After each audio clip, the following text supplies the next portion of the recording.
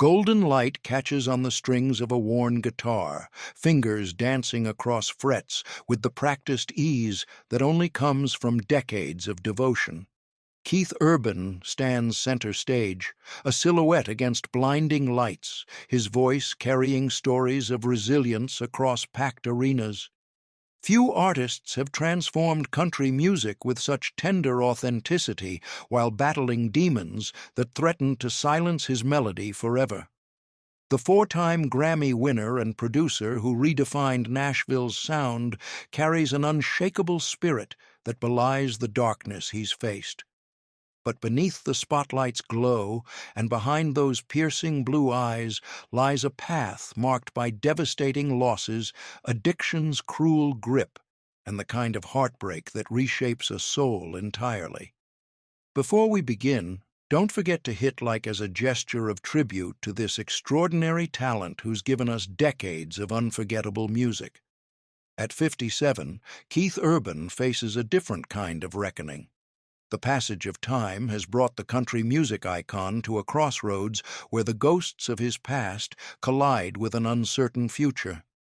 Recent appearances have sparked concern among fans, with the once boundlessly energetic performer showing subtle signs of strain.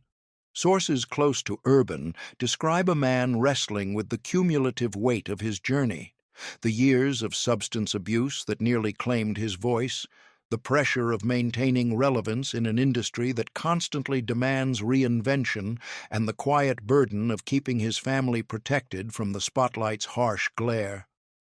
Though his smile remains as warm as ever when greeting fans, those who've followed his career closely notice something different in his eyes, a vulnerability that wasn't there before. What happens when the boy who survived impossible odds finds himself facing battles that can't be won through sheer determination alone? This is the question that haunts Keith Urban's story today. The small rental house in Caboolture, Queensland, Australia, smelled perpetually of motor oil and leather polish. Keith Lionel Urban's childhood home was modest at best, a cramped space where his father Robert's dreams of escaping financial insecurity hung heavy in the air. His mother Marianne moved through their home with quiet efficiency, making each dollar stretch as far as possible, while young Keith found refuge in the corner of their living room where an old guitar leaned against the wall. The instrument had been a practical gift from his parents, who recognized their son's natural ear for music, but could scarcely imagine how far it would take him. Nights in Queensland brought the kind of darkness where stars seemed close enough to touch, and Keith would often slip outside to strum quietly, composing melodies that spoke to something beyond their working-class circumstances.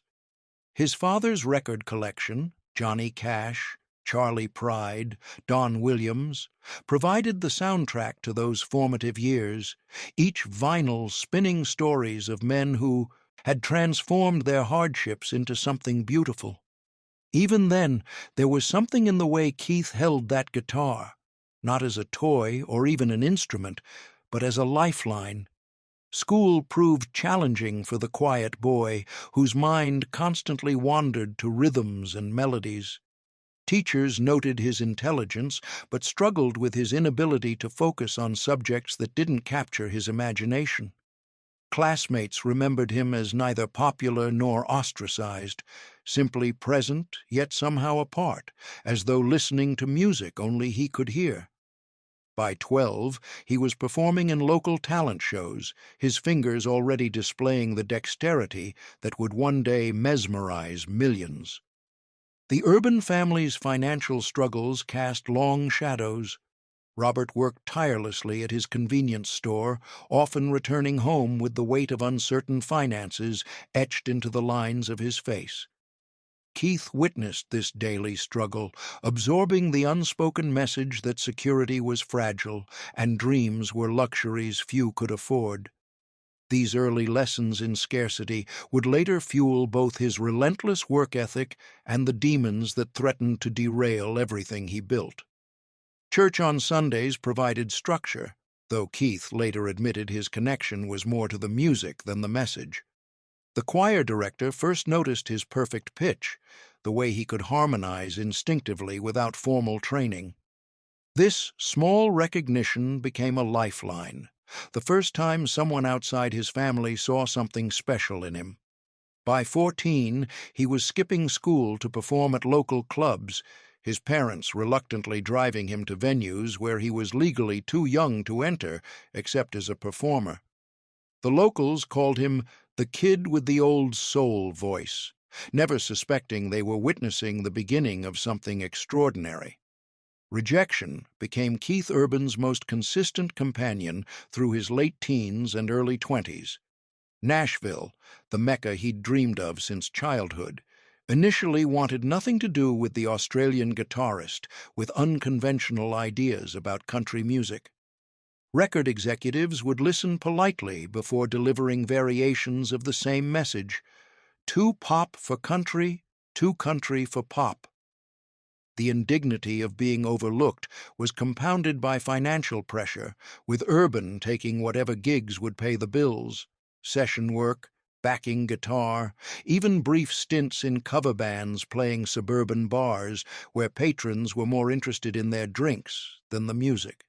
I lived in a one-room apartment where I could reach the refrigerator, bathroom, and bed without getting up from my chair, Urban once recalled.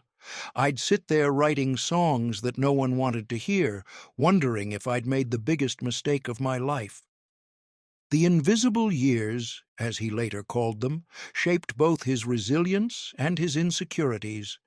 While peers seemed to land record deals with relative ease, Urban remained on the periphery, his talent acknowledged, but his commercial potential questioned. His initial band, The Ranch, garnered critical respect but commercial indifference. Their self-titled album contained early versions of songs that would later become hits, yet the project collapsed under the weight of industry politics and internal tensions. The dissolution left Urban not just without a band, but questioning his very identity as an artist. Nashville's Music Row became a daily exercise in humiliation, walking past the offices that had rejected him, smiling through conversations with executives who couldn't remember his name despite multiple meetings. These were the years when substances began their subtle infiltration into his life.